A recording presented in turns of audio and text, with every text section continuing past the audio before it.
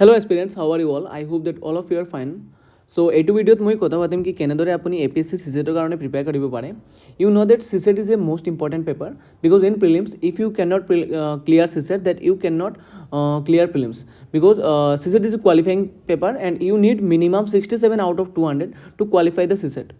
सो मैं इस वीडियो में आप लोगों को बताने वाला हूँ कि कैसे आप लोग CSET क्वालिफाई इजीली कर पाओगे। और हाँ गाइस, अगर ये वीडियो आप लोग पूरा देखोगे ना तो आप लोगों को एक मतलब स्ट्रेटेजी मिलेगा जैसे आप लोग पूरा CSET को मतलब आराम से क्लियर कर पाओगे। देखो CSET क्लियर करना मोस्ट इंपॉर्टेंट है क्योंकि without clearing CSET you can not clear the prelims. और प्रीलिम्स में अगर आप लोग 100 मार्क्स भी लाते हो ना, 120 भी ले लेते हो, और अगर CSET में आप लोगों का 1 मार्क्स से रह जाता है तो आप लोग क्वालिफाई नहीं कर पाओगे प्रीलिम्स। और आप लोगों को देख लेना कि पिछले साल में क्या हुआ था, 2023 का जो प्रीलिम्स हुआ था उसमें 75,000 के करीब लोगों ने पेपर दिया। उनमें से बस 20 या 22,000 लोगों ने CSET क्वालिफाई किया और बाकी जितने लोग हैं CSET भी क्वालिफाई नहीं कर पाए। अगर उनका मार्क्स 90 से ऊपर भी होता ना, कट ऑफ से ऊपर भी होता, तब भी उनका जो क्या हुआ प्रीलिम्स क्वालिफाई नहीं हुआ। ऐसे लोग हो सकते हैं जिनका आराम से मेंस भी क्वालिफाई हो जाता है, इंटरव्यू भी क्वालिफाई हो जाता है, लेकिन वो CSET में रह जाते। और जैसे यूपीएससी का CSET टफ हो रहा है ना, APSC का भी CSET टफ हो सकता है। जैसे कि अभी क्या है, कुछ लोग समझ रहे हैं कि सोच रहे हैं कि मैं तो 67 कट ऑफ है तो मैं 70-75 ला लेता हूँ, मतलब आ जाता है मेरा, तो मेरा क्वालिफाई हो जाएगा। ऐसा नहीं है क्योंकि कभी भी टफ हो सकता है। देखो जैसे कि 2023 में आप लोगों ने शायद देखा होगा न्यूज़ में कि यूपीएससी का CSET बहुत टफ होता, मतलब टफ हुआ था और बहुत लोगों ने CSET में क्वालिफाई नहीं कर पाए। जैसे कि IIT के भी बंदे थे जो CSET में क्वालिफाई नहीं कर पाए। इसके लिए यूपीएससी का काट ऑफ बहुत नीचे गया था और 75 बस काट ऑफ आया था जनरल का। तो अभी ऐसे तो APSC में भी हो सकता है क्योंकि यूपीएससी को APSC फॉलो करता है। दोनों कॉन्स्टिट्यूशनल बॉडीज है और यूपीएससी को APSC हमेशा फॉलो करके जाता है। तो जैसे ही आप लोग देख रहे हो पिछले कुछ सालों से APSC का प्रीलिम्स का जो GS1 का पेपर है वो भी थोड़ा सा टफ होते जा रहा है। तो इसे CSET भी टफ हो सकता है और बाद में अगर आप लोग क्वालिफाई नहीं कर पाओगे CSET को तो आप लोग प्रीलिम्स का जो पेपर है GS1 उसको अगर क्वालिफाई कर भी लोगे तो आप लोगों का प्रीलिम्स नहीं क्वालिफाई होगा। तो मैं अभी आप लोगों को बताऊंगा कि CSET का किस सब्जेक्ट से कितना सोर्स है, मतलब कितना मार्क्स आता है और कैसे आप लोगों को क्वालिफाई करना है।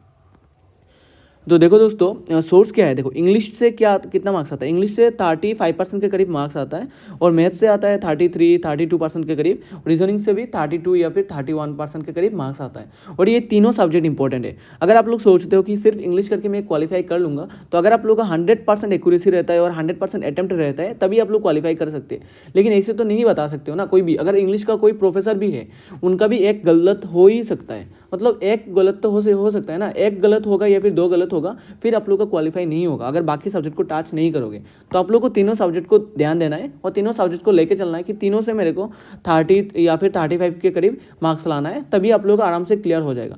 देखो 200 मार्क्स से बस 67 चाहिए, मतलब इतना टफ भी नहीं है। लेकिन अभी अगर टफ हो जाएगा ना पेपर, CSET का पेपर, तो लोग क्लियर नहीं कर पाएंगे। और जितना भी प्रीलिम्स का मतलब जितना भी लोग चाहिए जो GS1 में मतलब क्लियर करें उतना भी नहीं होगा। देखो जैसे कि मैं आप लोगों को बता दूं, अगर 1000 पोस्ट आता है, जैसे कि पिछले साल 970 या फिर कुछ पोस्ट आया था 2023 में, तब क्या हुआ था देखो 11,000 या फिर 12,000 के करीब जो GS पेपर जो प्रीलिम्स में सिलेक्शन हुआ था, ठीक है। अभी अगर आप लोग अगर CSET टफ हो गया तो देखो अगर इतना भी सिलेक्टेड नहीं होगे तो क्या होगा, मतलब अगर आपका मार्क ज़्यादा आ गया, जैसे कि 90 से ज़्यादा आ गया या फिर जो प्रीलिम्स का कट ऑफ गया उससे भी बहुत ज़्यादा आ गया, फिर भी अगर CSET में क्वालिफाई नहीं होगा तो क्लियर भी तो नहीं होगा ना।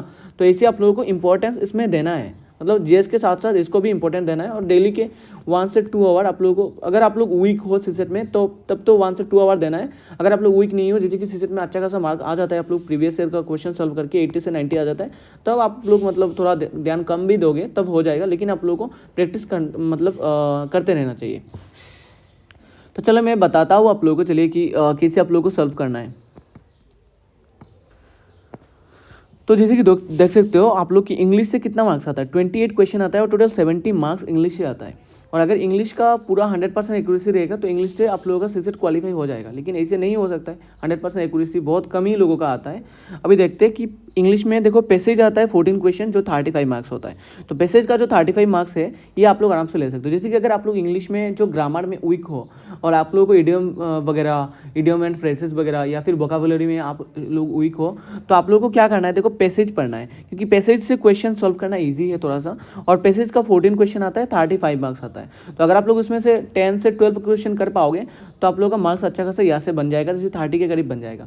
तो आप लोगों को करना क्या है पैसेज के लिए, आप लोग को APSC सीसेट का जो प्रीवियस ईयर क्वेश्चन का जो पैसेज है उनको सॉल्व करना है और चेक करना है, और फिर UPSC सीसेट का प्रीवियस ईयर क्वेश्चन सॉल्व करना है और चेक करना है।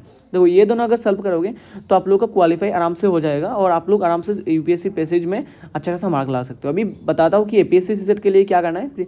गूगल में जाना है और प्रीवियस ईयर क्वेश्चन सर्च करना है सीसेट का और पैसेज सॉल्व करना है आप लोगों को। UPSC के लिए भी सेम कर सकते हो, पैसेज सॉल्व कर सकते हो, लेकिन अगर UPSC का नहीं करोगे फिर भी मतलब चल जाएगा, क्योंकि UPSC का थोड़ा टफ है, लेकिन आप लोग अगर कर पाओगे तो अच्छा होगा आप लोगों के लिए, ठीक है। अगर ये दोनों का आप लोग कर लेते हो, फिर भी अगर आप लोगों को ऐसे लगेगा कि नहीं हुआ मेरा अभी तक, तो आप लोग क्या कर सकते हो, बैंकिंग का जो पैसेज है, जैसे कि SBI PO होता है, IBPS PO होता है, RRB PO होता है, या फिर प्रीलिम्स बैंकिंग का जो क्लार्क है, SBI क्लार्क है, उनके क्या करना है, देखो आप लोगों को पैसेज सॉल्व करना है। उनके पैसेज थोड़ा सा टफ होता है, फिर भी अगर सॉल्व करोगे तो आप लोग ये इजीली हो जाएगा, 14 क्वेश्चन इजीली हो जाएगा, ठीक है। अगर आप लोग डेली मतलब वीक हो, अगर आप लोग सीसेट में, तो डेली 1 से 2 आवर अगर दे रहे हो तो आप लोग पैसेज में टाइम दे सकते हो। मतलब देखो पैसेज को क्या करना है, बैंकिंग को करना है, अगर आप लोग करना चाहोगे थोड़ा ज़्यादा तो बैंकिंग को कर लेना है साथ में, और साथ में APSC और UPSC का कर लेना है। अभी मैं बताता हूँ रीजनिंग का। देखो रीजनिंग से 65 मार्क्स आता है, तो ये भी अच्छा खासा मार्क्स आता है। 67 चाहिए आप लोग को प्रीलिम्स क्लियर करने में। और रीजनिंग में अगर आप लोग चाहोगे तो पूरा 100% एक्यूरेसी ला सकते हो, क्योंकि रीजनिंग का क्वेश्चन बहुत ईजी आता है। SSC GD का आप लोग नाम सुना है शायद, SSC GD जिसका एग्जाम बहुत ईजी होता है, मेरे हिसाब से ईजी होता है, क्योंकि 120 130 मेरा तो मार्क ईजिली आ जाता है। मैं अभी तक मतलब एक बार अटैम्प्ट किया था उसको, फिर अटैम्प्ट नहीं किया क्योंकि मेरे को उसमें नहीं जाना है। तो अगर आप लोगों को रीजनिंग में टफ लगता है तो मैं बताता हूँ आप लोग को क्या करना है। देखो रीजनिंग में अगर आप लोग प्रैक्टिस करोगे, इंग्लिश में प्रैक्टिस करोगे तो शायद आप लोग को उतना रिजल्ट नहीं मिलेगा, जो आउटपुट इतना ज़्यादा नहीं मिल सकता है, लेकिन रीजनिंग में जितना इनपुट दोगे उतना आउटपुट मिलेगा आप लोगों को, क्योंकि रीजनिंग ईजी सब्जेक्ट है और सबको आता है। तो रीजनिंग के लिए क्या करना है, प्रैक्टिस करना है SSC GD and CHSL questions. तो कहाँ से कर सकते हो आप लोग, देखो फ्रॉम यूट्यूब से भी आप लोग कर सकते हो, या फिर टेक्स्ट बुक एक एप्लीकेशन है जिसमें आप लोग मॉक टेस्ट दे सकते हो। SSC GD एंड CHSL का जो प्रीवियस ईयर क्वेश्चन आता है या फिर मॉक टेस्ट होता है, उनको आप लोग सॉल्व कर सकते हो। तो उनसे आप लोग को क्या होगा, देखो यूट्यूब से करोगे या फिर टेक्स्ट बुक से, किसी पे भी आप लोग करो, SSC GD का करो, CHSL का करो, या फिर ADRE के लिए जो होता है क्वेश्चन ऐसे ही आता है। ADRE का जो क्वेश्चन आता है रीजनिंग का ऐसे ही, मतलब क्या होता है, देखो जो APSC जो सीसेट होता है उनमें भी सेम लेवल होता है, ठीक है। तो आप लोग को क्या करना है, प्रैक्टिस करना है यूट्यूब से या फिर टेक्स्ट बुक से। और सीसेट अगर आप लोग कर रहे हो तो आप लोगों को क्या करना है, प्रीवियस ईयर सीसेट का जो रीजनिंग का क्वेश्चन है उनको भी सॉल्व करना है। तो आप लोगों को यहाँ पे अच्छा खासा मतलब इंप्रूव दिख जाएगा, ठीक है। और बाद में दिखाता हूँ आप लोगों की मैथ्स से भी 65 के करीब मार्क्स आता है। और देखो मैथ्स में क्या करना है मैं आप लोगों को बताता हूँ। मैथ्स में अगर आप लोग वीक हो ना तो बिल्कुल उसको छोड़ नहीं देना है कि मैं इंग्लिश और रीजनिंग करूँगा और मैथ्स छोड़ दूंगा तो मेरा हो जाएगा। हाँ हो सकता है, लेकिन आप लोग को ऐसे रिस्क में नहीं रहना है और मिनिमम मार्क्स के काट ऑफ के मतलब एम नहीं रखना है। आप लोग को एम थोड़ा ज़्यादा रखना है, जैसे कि 190 से 100 मार्क आप लोग को एम रखना है, तभी आप लोग को क्लियर हो जाएगा, ठीक है। तभी मैथ्स के लिए क्या करना है, देखो क्लास 6, 7, 8 का मैथ्स का क्वेश्चन सॉल्व करना है फ्रॉम SCERT मतलब आसाम का जो स्टेट बोर्ड होता है उनका क्वेश्चन सॉल्व कर सकते हो, या फिर NCERT का भी कर सकते हो। 6, 7, 8 बिल्कुल ये करोगे तो हो जाएगा। 9, 10 आप लोगों को नहीं करना है, थोड़ा एडवांस है 9, 10 मतलब सीसेट तो आप लोगों को 6, 7 एंड 8 से ही हो जाएगा। जो परसेंटेज वगैरह है, जो इनकम प्रॉफिट है, लॉस है, या फिर जो परसेंटेज वगैरह है, डिस्काउंट है, उनसे क्वेश्चन आता है। और फिर क्लास 6, 7, 8 मतलब करोगे तो हो जाएगा। और साथ में आप लोग क्या कर सकते हो, ADRE का क्वेश्चन सॉल्व कर सकते हो, या फिर सीसेट का प्रीवियस से क्वेश्चन सॉल्व कर सकते हो। कैसे करना है, यूट्यूब से देख सकते हो, कोर्स देख सकते हो। अगर आप लोगों को 6, 7, 8 खुद से नहीं हो रहा है ना, तो यूट्यूब से देख के आप लोग कर सकते हो कि 6 का चैप्टर 1 इसको सॉल्यूशन देख लो यूट्यूब में।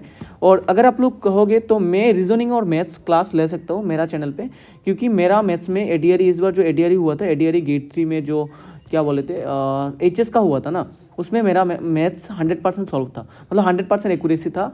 और जितना भी क्वेश्चन था सब मेरा राइट हुआ था। और मैं आप लोग बता दूं, मैं डिग्री का जो ADRE का जो डिग्री का था, मतलब ग्रेजुएशन का जो ग्रेड था वो नहीं दे पाया, क्योंकि तब तक मेरा ग्रेजुएशन कंप्लीट नहीं हुआ था और इसके बाद कंप्लीट हुआ। और मेरा मैथ्स में मतलब 100% एक्यूरेसी रहता है ADRE में। तो मैं आप लोगों को बता सकता हूँ कि कैसे मैथ्स सॉल्व करना है। अगर आप लोग चाहोगे तो मैं वीडियो डालूंगा मेरा चैनल पे रीजनिंग और मैथ्स पे। तो चलिए मिलते हैं नेक्स्ट वीडियो में किसी और टॉपिक पे। अगर आप लोगों को वीडियो चाहिए तो डिस्क्रिप्शन में डिस्क्रिप्शन नहीं मतलब कमेंट सेक्शन में बता देना जरूर। और मिलते हैं दोस्तों नेक्स्ट वीडियो में, तब तक के लिए।